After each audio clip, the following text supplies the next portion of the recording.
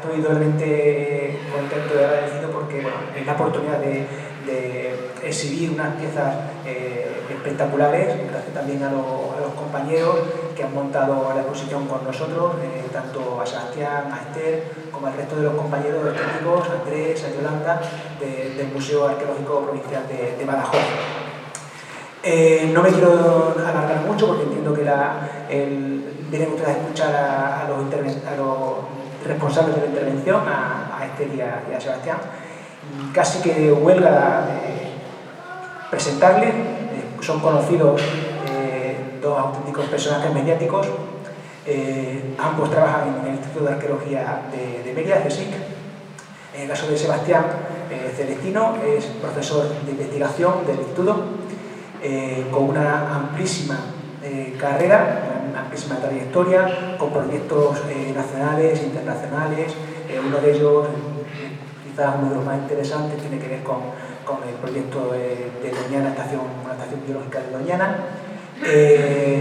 Y sobre todo, él quiero resaltar su gran currículum de publicaciones, y en particular una, la de las estelas de Guerrero, y aprovecho para hacer una pequeña un guiño, ¿no?, a nuestra colección del Museo Arqueológico, puesto que la mayor colección de esas estelas de Guerrero se encuentra sin duda, corrígeme Sebastián si no es así, en el Museo Arqueológico de Badajoz, al que les invito, por supuesto, cuando quieran a conocerlo y a repasar, a pasarse por sus salas y conocer esas piezas.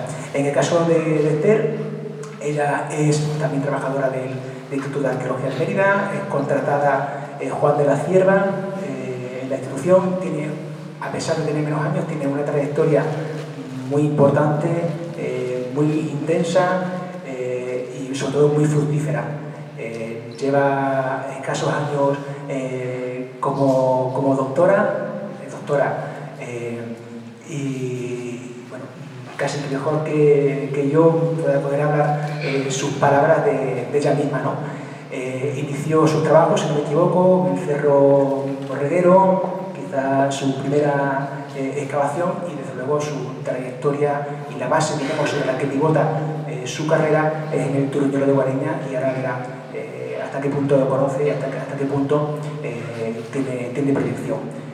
Sin más, le voy a dar la palabra y adelante. Muchísimas gracias.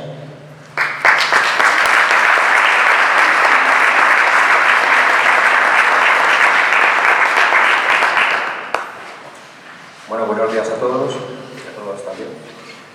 Es un placer estar aquí. Muchas gracias por la presencia. Estoy en un sitio que para mí es muy especial. Antes contaba, ¿no?, que mi primera visita a Extremadura fue trabajar en el Alcazaba de Badajoz, donde estuve varios años, estuve 8 años trabajando aquí. Así que claro, yo me acuerdo de este edificio cuando todavía tenía una sala de autopsia en el centro. Era un poco tétrico, pero bueno, era lo suyo. Y claro, verlo así, no había estado nunca en la biblioteca, pues me parece extraordinario, ¿no?, cómo ha cambiado, ¿no?, esta. Y por otro lado, creo que la mayor parte del auditorio viene de Guareña, que es mi último pueblo de adopción, que sale por varios sitios, y yo creo que Guareña ha sido uno de los pueblos que nos ha acogido con mayor cariño, y nosotros cuando trabajamos siempre estamos pensando en Guareña, ¿no? No solamente porque nos hayan acogido, sino el apoyo que todo el mundo ofrece a todo el equipo, ¿no?, de Casas del Turuñuelo. Por lo tanto, esperemos, vamos a hacer una exposición, por un lado sencilla, porque tampoco vamos a estar aquí contando todos los entresijos de la excavación, pero sí un poco para darles una idea no solamente de qué es el edificio que se está excavando, sino también a qué cultura pertenece, qué momentos nos estamos moviendo, etc., ¿no? Bien, para empezar, todo el mundo habla de tartesos para arriba, tartesos para abajo, ¿no? Y es verdad que la cultura tartésica lleva un siglo, ¿no?, de investigación, pero con altibajos. Ha habido momentos en que, bueno, ha desaparecido de la investigación porque ya estaba como saturado, luego ha vuelto otra vez, etc. Y ahora estamos en un momento otra vez álgido, ¿no?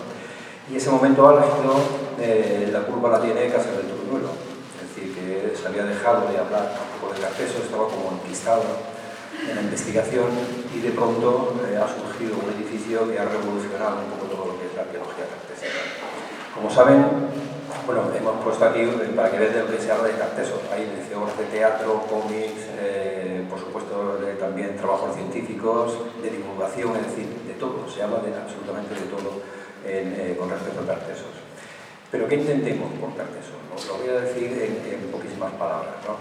Ahí tienen un mapa del Mediterráneo donde tenemos aquí, en este sitio de aquí, los fenicios, que vienen de la zona de Oriente, lo que hoy sería la zona de Líbano, ¿no? Aproximadamente, que son comerciantes.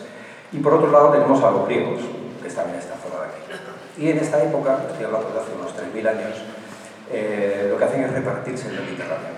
Los griegos se quedan con el norte del Mediterráneo, más o menos, y los fenicios con el sur del Mediterráneo. Y ellos llegan a la península ibérica hacia el siglo IX a.C. y se instalan en sitios que todos conocemos, como son Cádiz, Huelva, la zona de Sevilla, etc., ¿no? Y es ahí donde surge Tartesos. Por lo tanto, Tartesos es, nosotros siempre lo hemos definido como tal, es la unión de los indígenas que viven en esa zona del sur de la península ibérica, aquí lo tienen, con la llegada de los fenicios. Es lo que entendemos por Tartesos, porque Tartesos es una palabra que seguramente ellos, los indígenas que vivían aquí, no se llamaban a sí mismos tartésicos, sino que es una palabra que le dan los propios griegos. Entonces conocemos esa palabra por eso. Eso es un poco el concepto. No sabemos cómo se llamaban ellos, ni cómo llamaban ellos a los que venían de fuera, ¿no? Pero para nosotros entendernos, es una especie de consenso entre la comunidad científica, es decir, que Tartesos es la unión entre los indígenas y los fenicios. En el anterior quería remarcar, cuando llegan los fenicios, aquí tenemos, por ejemplo, decía antes Javier, una colección magnífica de estelas que son en el tránsito entre una época que se llama el bronce final, la época del bronce, todavía no ha llegado el hierro. Cuando llegan los fenicios es lo que traen. Traen el hierro, traen el torno de alfarero, es decir, se empiezan a hacer cerámica, por tanto se puede hacer de una forma industrial. Traen una artesanía muy sofisticada. Aquí se hacían, por ejemplo, los grandes tesoros de oro macizo. Con ellos viene el oro hueco, con lo cual se aprovecha mucho más el metal, pero también se hacen filigranas, se hace granulado, es decir, se hace una artesanía mucho más sofisticada, ¿no? Traen la artesanía del bronce. Aquí también se hacía bronce anteriormente, pero se hace con batidos, pasa la cera perdida, traen los marfiles, el trabajo del marfil, y traen elementos que son muy significativos, porque cambian un poco la economía de una zona, ¿no? Como puede ser el burro, que entra en este momento en la península ibérica, la gallina, que puede suponer esto para la alimentación, la leguminosa, sobre todo el guisante, y una cosa más importante que es el alfabeto. A partir de aquí ya se hay un control de lo que es el comercio, de lo que es contabilizar las cosas que se hacen. Bien, después de Tartesos decíamos que hay una influencia a partir del siglo VII, un siglo después, 100 años, que es mucho, porque la gente dice, no, es que es muy rápido la transición entre una cosa y otra, no, pasan 100 años, ¿no? Esa influencia de Tartesos, una vez consolidado, pasa al Guadiana. Ahí lo vemos, ¿no? Como en el siglo VI hay es el momento más de eclosión, ¿no?, de la cultura tartésica, pero hay una crisis que no sabemos muy bien a qué se debe. Hay una crisis por la cual el Guadalquivir se viene abajo, desaparece prácticamente la cultura tartésica y se traslada a la zona del Guadiana, donde ya antes había habido restos de esa cultura tartésica, sobre todo en la necrópolis de Medellín, que conocemos muy bien, o en los primeros edificios de Canchorroano, ¿no?, los más antiguos.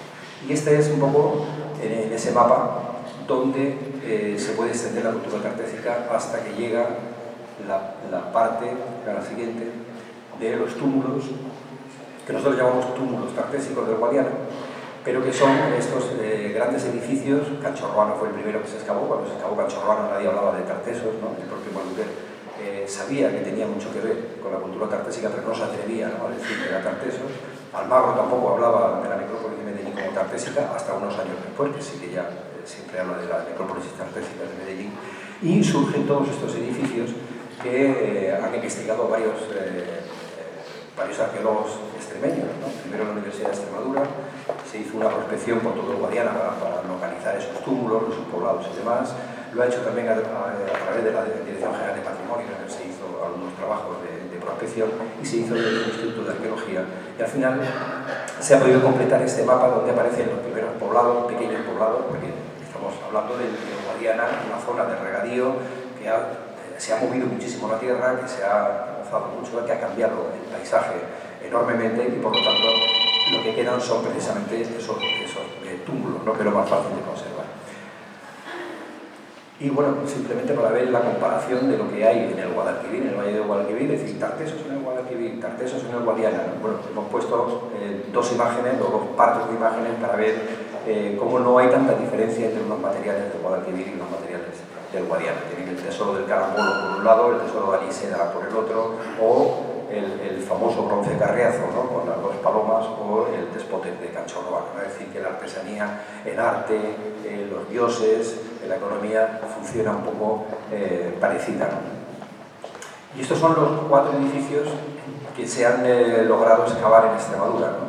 Y que realmente es de una riqueza impresionante. Hay que tener en cuenta que en Extremadura la ventaja es que todos estos edificios aparecen aislados en el campo, lo cual quiere decir que su estado de conservación es bastante bueno porque no ha habido ninguna civilización posterior que se haya puesto encima, los haya destruido y demás, ¿no?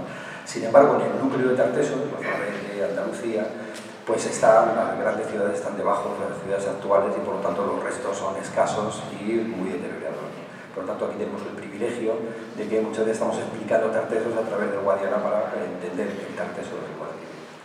Uno es el de la Mata, que está en Campanario, uno de los más conocidos, Canchorroano, que también es, porque fue el primero, ¿no? Quizás el más conocido, con un santuario, con bueno, en el museo también se expone, ¿no? Una buena sección de los materiales, y Casa de Turuel, que es desde 2014 el edificio que estamos excavando desde el Instituto de Arqueología y que Esther nos va a hablar de él.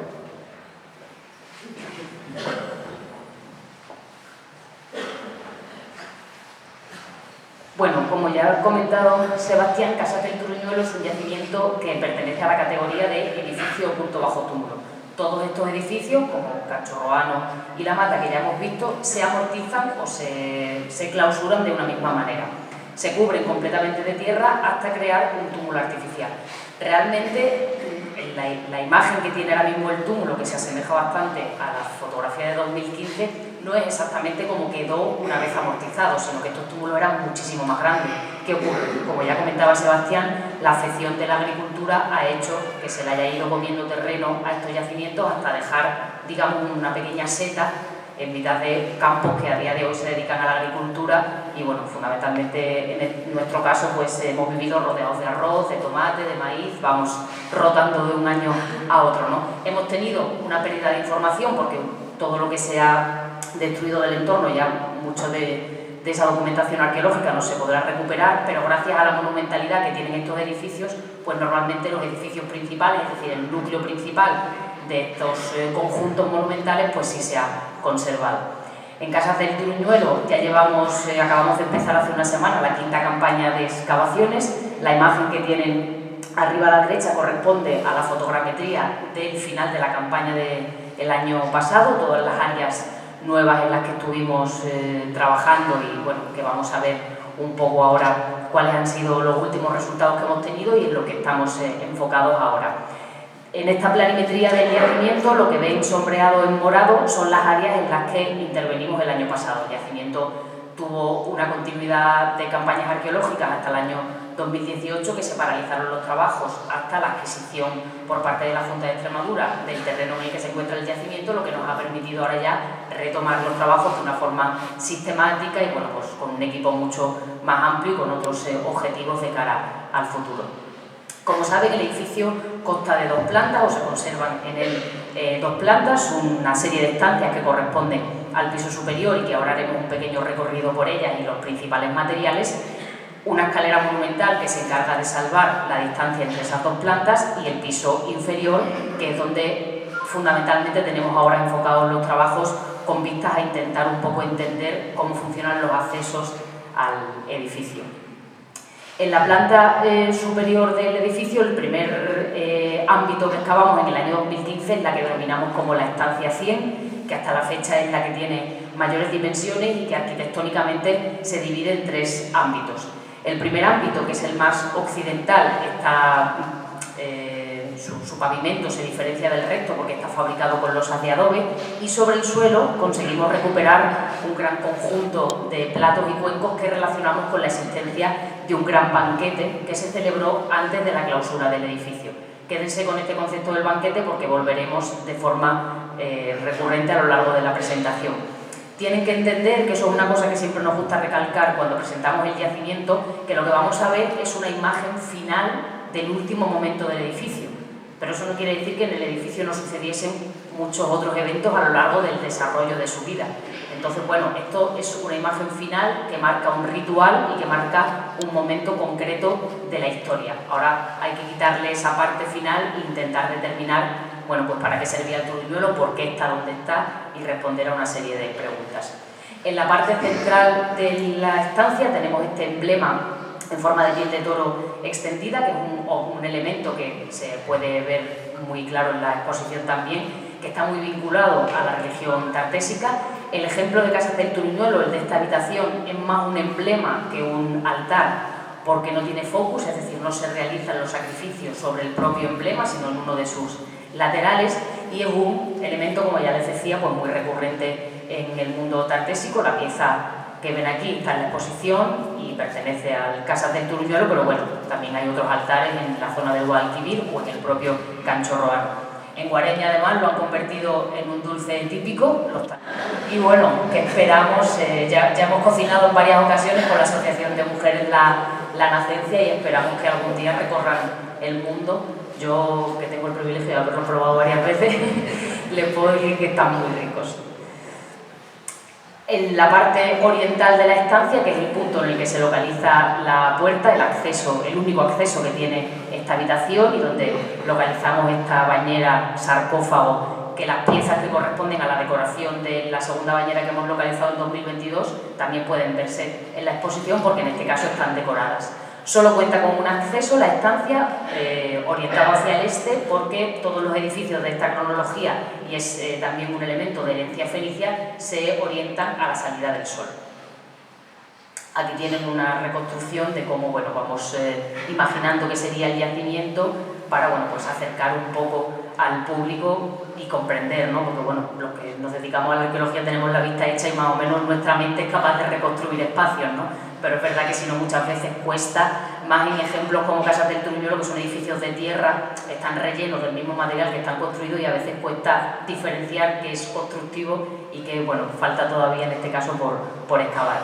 Una de las incertidumbres que planteaba esta habitación 100 es la techumbre, y nosotros ya planteamos, de hecho estamos a punto de presentar el primer estudio junto al arquitecto Manuel Fortea, que es especialista en bóvedas de ladrillo, en este caso en la conocida bóveda extremeña, la primera hipótesis de la posible existencia de una bóveda que cubriese esta estancia 100 y que se convertiría en la primera bóveda documentada en la península ibérica. Antes se le había atribuido al mundo romano la llegada de este tipo de aparejo, de esta técnica constructiva, y bueno, parece que en Casas del Truñuelo y posiblemente en otros yacimientos tartésicos ya existiese. El problema es que no tenemos la suerte de que todos los yacimientos artésicos tengan el buen estado de conservación que Casas del Truñuelo, y claro, muchas veces cuando uno solo conserva los cimientos es muy complicado determinar, bueno, pues qué tipo de techumbre podía haber tenido. En este caso, bueno, cada vez estamos más cerca de conseguir demostrar la existencia de esta bóveda.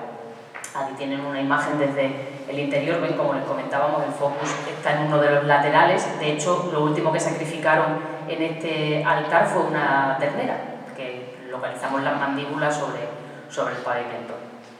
De esta habitación, uno de los elementos más singulares que también se puede ver en la exposición, pues son las 4 placas de esta caja de marfil y hueso. La caja se quemó porque el edificio se incendió antes de abandonarlo, pero las placas, por suerte, las hemos conservado, ¿no? Las 3 superiores son de hueso y la última de marfil de hipopótamo. Posiblemente la caja completa fuese de marfil, pero se les debió fragmentar, la rehicieron y, bueno, pues a falta de marfil, pues emplearon hueso de cualquier animal del entorno. Eso ya no lo vamos a poder saber, pero es muy significativo que reprodujesen la misma iconografía. Obviamente, 2 de las placas tienen leones. En el Guadiana, leones en esta época no había.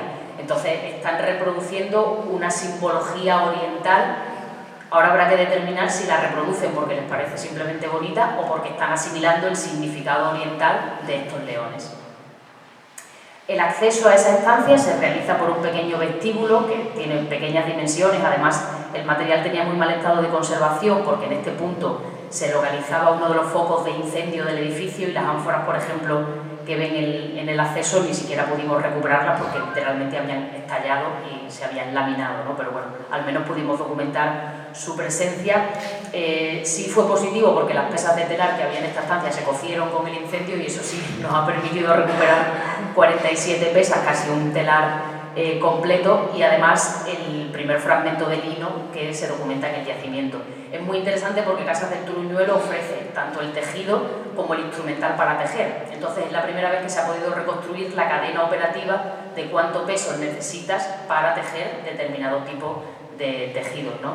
Conservamos el lino, también hay mucho esparto, esteras de esparto y pequeños sacos. El año pasado recuperamos parte de una cesta también. Y luego un fragmento de lana también más antiguo que se documenta en la península ibérica, que era un saquito que contenía las pesas de bronce que también se pueden ver en la exposición. Otra de las estancias, que buena parte del material que hay en la exposición procede de ella, es la estancia S1, que nosotros denominamos como estancia del banquete por los elementos que aparecieron en su relleno. Es verdad que cuando realizamos su estudio estratigráfico nos dimos cuenta que no era una habitación para celebrar un banquete, sino para cocinar el alimento, porque tiene estos dos pequeños, bueno, uno una mesa y otro un altar. El suelo estaba lleno de cenizas, restos de comida y cerámica de cocina, es decir, cazuelas, morteros para cocinar. Sin embargo, en su relleno, todo el material que habían tirado dentro para rellenar la habitación, pues tenía esa vajilla de lujo que pueden ustedes ver en la exposición, los cuencos pintados, las fuentes, las tapaderas y esa magnífica colección de cerámicas áticas de imitación que están fabricando en el propio yacimiento y que imitan formas que vienen de Grecia y que por lo tanto determinan que no solo están imitando la cerámica, sino la manera de consumir el vino. Junto a ello, bueno, pues los bronces, que como ven, bueno, pues aquí estaban los pobres tirados en el relleno y ahora ya pues pueden disfrutar de ellos restaurados y completamente limpios, pero bueno, todos proceden de esta habitación del banquete, los jarros de vino, la parrilla, etcétera, y este magnífico caldero que está en un proceso de finalizar su restauración, tiene 1 metro de diámetro, es el más grande que se conserva ahora mismo en la península ibérica. Por cuestiones de tiempo no pudo venir a esta exposición, pero bueno, les emplazamos a que lo visiten en Madrid, que dentro de muy poquito, un mes justamente, pues formará parte de una exposición que se llama Los últimos días de Tarteso, donde bueno, pues este material que está hoy aquí también integrará parte de esta exposición. Y bueno, una imagen de cómo vamos reconstruyendo, ahora hay que meterle todo el material, pero esas esteras de esparto que también hemos conseguido recuperar varios fragmentos. El año pasado iniciamos la excavación porque no nos dio tiempo a concluirlo, a ver si este año finalizamos la estancia S2, que es justamente cuando uno sale de la estancia S1 se encuentra un pano de puerta, bueno, pues da esta pequeña estancia de donde hemos podido recuperar los restos de esta segunda bañera que tiene esa decoración de sogueado. Esto es lo que llevamos excavado de la habitación. La bañera está completamente falso, el testigo que le hemos dejado solamente para sostenerla, forma parte del relleno de la habitación, pero es muy significativo porque la primera decoración de sogueado la localizamos entre las pelvis de los caballos del patio, lo que es un ejemplo muy claro para explicar que en el Turuñuelo se rompe absolutamente todo y con todo lo que se rompe y toda la iba a decir basura, pero no, bueno, con toda la tierra, todo lo que generan, lo emplean para rellenar esas habitaciones. Y bueno, pues un buen ejemplo es que el primer fragmento de esta bañera apareció en el patio y sin embargo el resto, tanto su base como el contorno, está en una de las estancias del piso superior.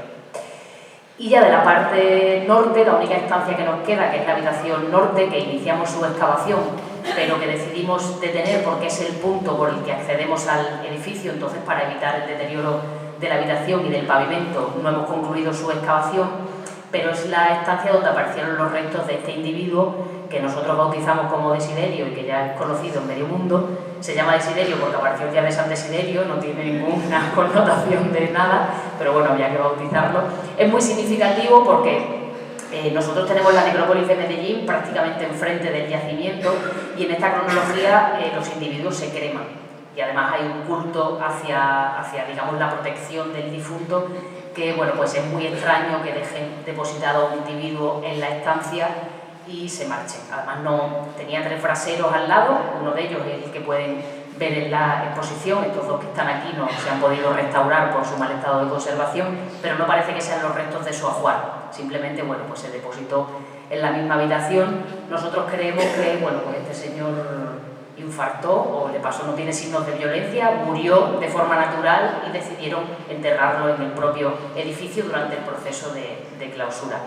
Actualmente una de sus muelas está en Bruselas, a ver si somos capaces de sacarle el ADN, porque bueno, las 2 primeras pruebas que hemos intentado hacer no conservaba ADN antiguo y no hemos podido recuperarlo. Y esta, bueno, pues es una idea que presentaba la antropóloga física de cómo podía haber sido depositado el individuo sobre el suelo, sobre el relleno de esta habitación.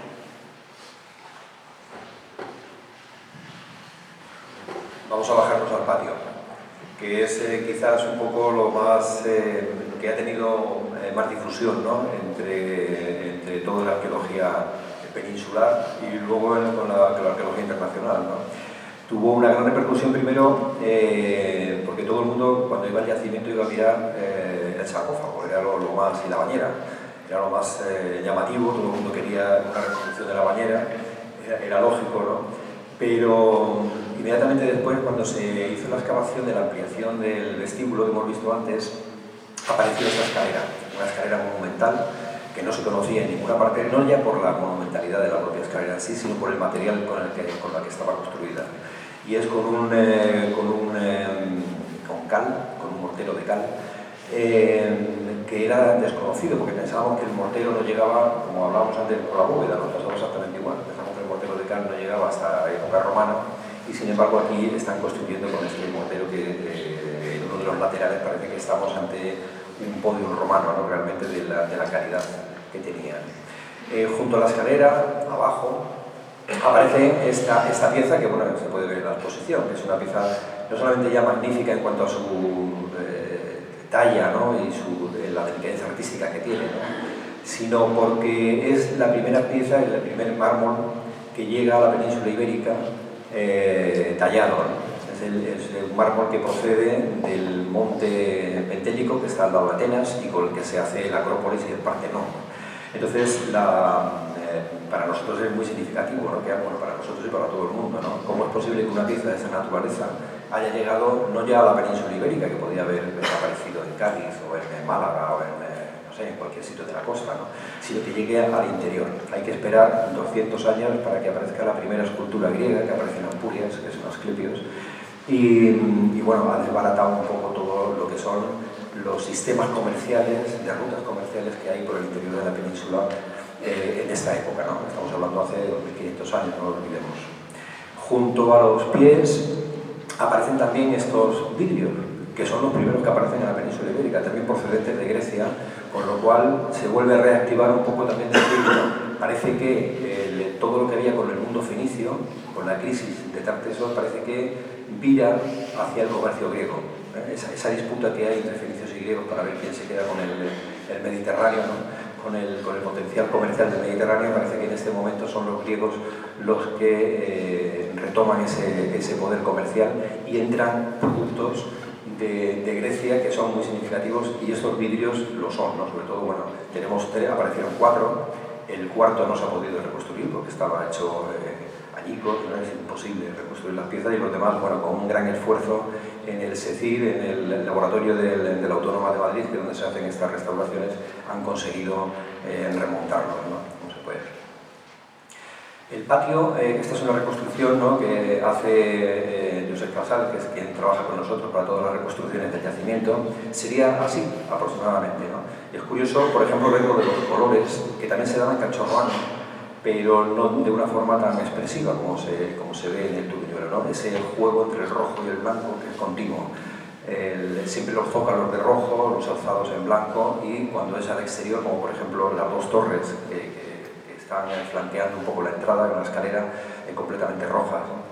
Ese juego es muy intenso también en el interior, donde los enlucidos que aparecen en las paredes, que son muy gruesos, no es el pintado, el encalado normal, sino que además tiene un empaste gordo, pues tienen distintas tonalidades, dependiendo de con qué machaques el tono que le vas a dar, ¿no? Entonces los hay rojizos, los hay blancos, los hay azulados con la pizarra, etc. Y bien, cuando después de que la gente le llamaba la atención a la bañera y después iban a ver la escalera, cuando apareció este enorme sacrificio de animales, ya nadie miraba ni la escalera ni la bañera, ¿ya? Todo el mundo se quedaba absolutamente absorto viendo este gran, enorme sacrificio de casi 70 animales sacrificados en el patio, de los cuales 42 son caballos. Ahí vemos un dibujo de cómo estaban dispuestos. Es un sacrificio en el que todavía quedan muchas preguntas por responder, porque bueno, se le han hecho todos los análisis anatómicos, taxonómicos, etc. Pero el problema está en saber cómo se sacrificaron esos caballos. En un sitio completamente cerrado, el patio está cerrado por 4 grandes muros, y introducir todos los animales y sacrificarlos es inviable. Pensamos que se sacrificaron fuera, seguramente, y luego fueron arrastrados por alguna puerta que todavía no hemos detectado dónde puede ser, pero fueron introducidos y luego colocados de una forma teatralizada, porque como ven en algunos casos con las cabezas cruzadas, todo como muy teatralizado, ¿no? Como decía, como esperando el último momento antes de cerrar el edificio, dejarlos de esta forma. Sin embargo, hay otro rincón, este de aquí, donde los huesos, también de varios animales, sí aparecen ya tirados, ¿no? Como si los hubieran arrinconado. Y bueno, movidos incluso por los cánidos, ¿no? Entrarían todo tipo de animal, ¿no? Ya para removerlos. ¿Cómo y dónde se sacrificaron los animales? Es lo que decía antes, ¿no? Que tenemos muchas hipótesis y algunas son difíciles de resolver todavía hasta que nos cabemos todo el edificio para ver cuáles son las puertas, cuáles son los accesos por donde se pueden introducir. Hay veces que hay puertas que se pueden introducir y dejarlos encima, pero claro, eso sería arrastrarlos, con lo cual levantaría todo el suelo del patio. Y es curioso porque esta gran, nosotros le llamamos una alfombra, ¿no? Parece una alfombra de pizarra que comunica la escalera con esta salida, se moverían todas las pizarras. Entonces, justo debajo de los caballos, lo que apareció fue una capa de unos 7 centímetros, más o menos, ¿no? De limo, mezclado con guijarros, que protegía todo el patio. Es decir, ellos, antes de sacrificar los animales, decidieron proteger el patio para que no se estropeara, igual que protegieron la escalera con una capa de arcilla para que no se estropeara cuando se viniera abajo todo el edificio y se derrumbara, ¿no? Bien, esta es la parte que se excavó, que conocíamos, ¿no? El muro que se conoce del patio. A nosotros nos llamaba muchísimo la atención ese muro porque rompía la asimetría del propio patio. Tenemos la escalera en esta zona y lo lógico sería que la escalera estuviera en el centro del patio, ¿no? En el eje, marcando el eje. Sin embargo, este año, en la investigación que hicimos el año pasado, en la excavación, lo que apareció fue un muro paralelo. Este es el muro que veíamos antes, que está derrumbado, no sabíamos por qué se había derrumbado, pero estaba como virado hacia uno de los lados, quizá por un movimiento, y lo que aparece detrás es este otro muro que realmente es el original del patio. Es decir, lo que hicieron en el último momento fue reducir las dimensiones del patio para conservarlo mejor. Por lo tanto, si quitamos este muro, lo que se queda es un patio con el nuevo muro que ha aparecido, lo que queda es un patio ya cuadrado con la gran escalera en el centro, que sería lo lógico en este momento, ¿no? Esto es lo que tenemos nosotros. Hay cosas muy significativas, ¿no? En el enlucido de las paredes, por ejemplo, se ve cómo quedan todavía las huellas de los dedos de cuando se ha pasado la mano, ¿no? Para enlucir todo el muro, ¿no? Que es una cosa de lo más significativa. Uno de los proyectos que tenemos dentro del Casa de Turuñuelo es precisamente de arquitectura, ¿no? Porque no lo olvidemos, siempre hablamos de las grandes joyas, ¿no? ¿Dónde están los vidrios, la escultura? No. La gran joya de Turuñuelo es su arquitectura, porque son las nuevas técnicas constructivas que han llegado, que desconocíamos, pensábamos que habían llegado como 300 años después, ¿no? Del pasillo, bueno, es la último que se hizo el año pasado de la excavación, que fue una habitación lateral donde aparece una pileta, que aquí la ven, con un fondo de ladrillo. También en la construcción lo que aparece es, fundamentalmente, está construido el edificio en adobe, pero también hay otras zonas que están con el adobe más cocido, con ladrillo, y por lo tanto le da mucha más consistencia. Aparece una pileta y aparece el sacrificio también, y estamos hablando de la planta superior, del sacrificio de un caballo y un perro que aparece arriba, con lo cual, bueno, lo de los sacrificios edificios de animales antes de irse del yacimiento fue realmente significativo. Ahí vemos un poco lo que aparece al lado de esa pileta, es otro de los braseros, lo que aparecen muchísimos braseros en el yacimiento, un elemento que siempre está relacionado con el culto. Y bueno, una de las cosas más curiosas, para que vean el estado de conservación del lugar, ¿no?, es que aparecen las bisagras de la puerta, del vano de la puerta que comunica esta estancia de la pileta con uno de los pasillos, ¿no? Aparece todavía en el interior, tanto la bisagra como todo el maderamen de la puerta, que estaba en el suelo, carbonizada, claro, pero con todo el herraje que tenía esa puerta. Bien, y en el este, cuando queríamos encontrar la puerta, nosotros pensábamos que la puerta, como el edificio está orientado hacia la salida del sol, pensábamos que la puerta de entrada estaría en el este, pero sin embargo no, nos topamos con un gran graderío y una escalera, en este caso de adobe, que sube a una tercera planta, a una segunda planta del edificio y que daría la vuelta prácticamente a todo el monumento. En esta zona lo que han aparecido también, otra cosa muy significativa, son unos marfiles, que son placas de marfil, seguramente para forrar también otras cajas, pero en este caso son marfiles muy significativos porque están en relieve, no son incisos como antes, ¿no?, que son los dibujos incisos, sino que están en relieve, que son típicos del mundo griego y del mundo etrusco, ¿no? En este caso, bueno, hemos visto ya paralelos en el mundo etrusco, con lo cual también nos preguntamos cómo pueden llegar hasta el interior estos elementos que no aparecen en otros lugares de la península ibérica, aunque sí que es verdad que hay algunos indicios en el levante peninsular. Son animales, además animales que tienen mucho que ver con el mundo tartésico, como por ejemplo el ciervo, ¿no?, que es un animal que siempre se une a la mitología tartésica con el mito de Avis y de vemos estos marfiles, algunos incluso conservan pan de oro, que es muy difícil de conseguir, ¿no?, de verlos. Algunos están decorados con cintas de oro, de pan de oro, y con restos, aquí se ve por ejemplo los restos de azul egipcio, que también es difícil de que se conserven en estos y que están en la exposición, efectivamente. Por último, ¿cuál es el final de Casas del Turuñuelo? Pues lo va a explicar Esther.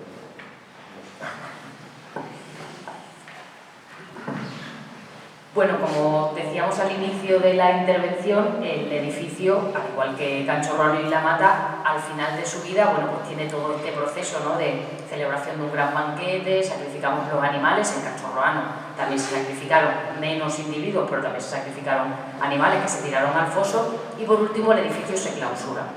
Una de las cosas que nos ha llamado la atención durante la excavación del edificio de Casas del Turuñuelo es que en la cobertura superior del túmulo, en este paquete amarillo que cubre completamente, de arcilla que cubre completamente el túmulo, se concentra la cerámica ática, es decir, la cerámica de importación que viene de Grecia, tanto las figuras rojas como las de barniz negro, y es muy llamativo porque en realidad es la cerámica de lujo. O sea, esta es la vajilla, la que tiene mayor calidad, y por supuesto porque viene de Grecia, ¿no? Sin embargo, toda se concentra en la parte superior del túmulo. No tenemos prácticamente, bueno, creo que este sátiro que apareció en el pasillo es la única pieza que tenemos en el interior del edificio, el resto está en la superficie. La cerámica ática es muy valiosa, aparte de por su calidad, es porque se conoce qué pintores pintaron o a qué escuelas pertenecen, y eso permite acotar la cronología del yacimiento, es decir, darle una fecha muy concreta, aunque luego, bueno, se haga termoluminiscencia, carbono 14 y otra serie de técnicas para remarcarlo. Eso nos ha llevado a proponer la hipótesis de que se estén guardando la cerámica, la vajilla de lujo, la cerámica principal, para la libación final. Es decir, esa cerámica la utilizan para pues, un consumo de vino final o libar cualquier tipo de líquido, y se rompe sobre el túmulo y finalmente se sella. Tendría bastante lógica, y eso nos llevó además a intentar rastrear dónde se localizaba la cerámica ática en Cancho Roano. Claro, cuando Maluquer hizo las primeras campañas de Cancho Roano, por supuesto no existía metodología arqueológica, no existía un método estratigráfico para excavar, pero sí es significativo porque sí localizamos en los archivos de Maluquer, en sus diarios de campo, cómo él mismo se sorprendía de la gran cantidad de cerámica ática que recogieron cuando excavaron la capa superficial. Además, en Canchorroano son más de 300 copas, me refiero a un volumen de cerámica ática muy significativo. Y esto mismo ahora sí lo estamos consiguiendo reconstruir o recuperar en Casas del Turuñuelo. Esta es la imagen que tenemos actual de cómo sería el edificio. Por supuesto cambiará, ahora cuando añadamos los nuevos espacios excavados, pues el edificio se irá ampliando, o sea que esto es una planta provisional que cada año, al final de cada campaña, pues va creciendo, ¿no? Y bueno, esta es una ilustración, no corresponde a Casas del Turuñuelo, sino a Canchorroano, pero fue una ilustración que se hizo para el último volumen que acaba de publicar Sebastián sobre el yacimiento y que ejemplifica un poco cómo sería ese momento final del yacimiento, ¿no? Con la celebración de ese banquete y cómo se incendia el edificio y se clausura por completo. Ya para concluir, les queríamos traer la última línea de investigación que tenemos abierta en el proyecto y que viene a colación de intentar determinar por qué se abandona Casas del Turuñuelo y por qué se abandonan todos los yacimientos del Valle del Guadiana a finales del siglo V a.C. Porque tradicionalmente la interpretación que había predominado hasta ahora determinaba que la llegada de los pueblos del norte había provocado el desplazamiento de la población que hay aquí. Pero claro, cuando uno se enfrenta a la excavación de un yacimiento como Casas del Turuñuelo y se da cuenta el trabajo que cuesta vaciarlo, es consciente del trabajo que debió costar llenarlo. Y no es algo que se pueda desarrollar en un proceso, digamos, de inestabilidad política en la que te están conquistando. Además de que, bueno, no tenemos ningún signo de violencia que nos permita determinar que realmente la presión de esos pueblos del norte hizo a la gente del Guadiana abandonar su territorio. Eso nos llevó, junto con la aparición en el nivel bajo los caballos de Casas del Turuñuelo, la aparición de un nivel de inundación, nos llevó a plantear la hipótesis de que una crecida del Guadiana hubiera inundado estos edificios. Entonces iniciamos una colaboración con la Confederación Hidrográfica del Guadiana que va haciendo recopilación periódica de las crecidas, de cómo se producen las crecidas del Guadiana. De hecho, tiene documentadas algunas desde época romana, obviamente las de los últimos años pues son las más fiables porque las mediciones más concretas. Eso nos ha llevado a poder crear modelos predictivos, a través del uso de sistemas de información geográfica, modelos predictivos de estas crecidas del Guadiana. Y hemos podido determinar que el Guadiana tiene una serie de crecidas periódicas ocurridas cada 10, 100 y 500 años. Bien, todos estos edificios están colocados en un punto que les permite estar a salvo de las crecidas que ocurren cada 10 y cada 100 años, que serían las crecidas que los habitantes de estos edificios son capaces de controlar. Pero como ningún edificio tiene una vida superior a 500 años, las crecidas que ocurren cada 500 años les afectan. Hasta el punto de que, bueno, de los 13 túmulos, 9 de ellos sabemos que se inundan cuando ocurre esta crecida periódica. Pero es más, hemos trasladado también esos modelos predictivos al estudio de las necrópolis, en este caso al estudio del entorno de Medellín, porque ya el profesor Martín Almagro, cuando excavó esta necrópolis, él, obviamente en los años 70 y 80, no pudo hacer este tipo de estudios, pero sí observó que la necrópolis parecía que se había convertido, o sea, parecía que era una isla. Claro, ¿qué ocurre? El Guadiana es un río que está en constante cambio, más en los últimos 100 años, lo que ha llevado a la desaparición de muchos de sus brazos. Quizá el ejemplo de este brazo de la Ortiga, que pasa junto al yacimiento de Valdelagrulla, sea un ejemplo claro, ¿no? En la foto aérea sí se observa este paleocauce del Guadiana, sin embargo, hoy en día pues, hay un campo de melocotones y obviamente uno se acerca allí y el brazo del Guadiana no lo ve. ¿Pero qué nos está determinando? Que en algún momento de la primera edad del hierro, cuando existieron este tipo de necrópolis, está por ejemplo en la necrópolis del Pozo, este punto que ven aquí en Medellín, el castillo de Medellín, todas las necrópolis de la primera edad del hierro estuvieron separadas de sus correspondientes poblados por un curso de agua. Eso es un elemento que se adopta del mundo fenicio. Los fenicios, cuando fundaban una ciudad, siempre lo hacían en la desembocadura de un río para colocar a un lado de la desembocadura su ciudad y al otro su necrópolis. Bien, pues ese mismo sistema se está emulando tiempo después en el Valle del Guadiana a la hora de fundar las necrópolis de la primera edad del hierro.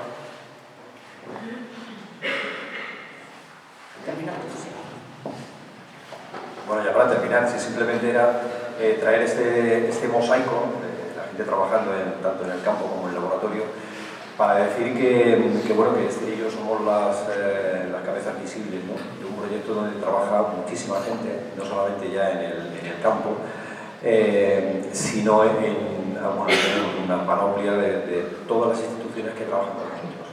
Cuando uno encuentra un yacimiento de esta naturaleza, que al principio nos sorprende a todos, tiene la facultad al principio de tener que pedir ayuda a todas partes, ¿no? Sobre todo a los colegas. Por favor, ¿me puedes restaurar esto? Que no tenemos dinero para hacerlo. Por favor, ¿me puedes hacer un análisis de tal? ¿No? Eso es lo habitual, ¿no? Pero cuando el yacimiento toma una dimensión, una escala, como el de Casa del Turuñuelo, al final pasa todo lo contrario, es decir, son las instituciones, son las universidades, son los centros de investigación, ¿no?, españoles y europeos los que nos dicen que colaboran con nosotros simplemente por figurar dentro de un proyecto de esa naturaleza, ¿no?